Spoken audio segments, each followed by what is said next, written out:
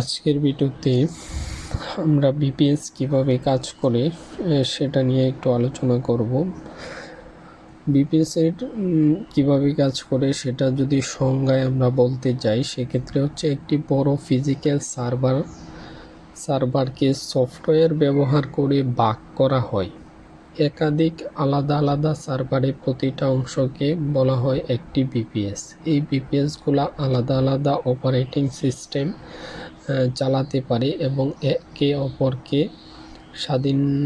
স্বাধীনভাবে একে অপরের থেকে স্বাধীনভাবে কাজ করে। ভিপিএস এর সুবিধা: দ্রুতগতি ও কর্মক্ষমতা। শেয়ার্ড হোস্টিংয়ের চেয়ে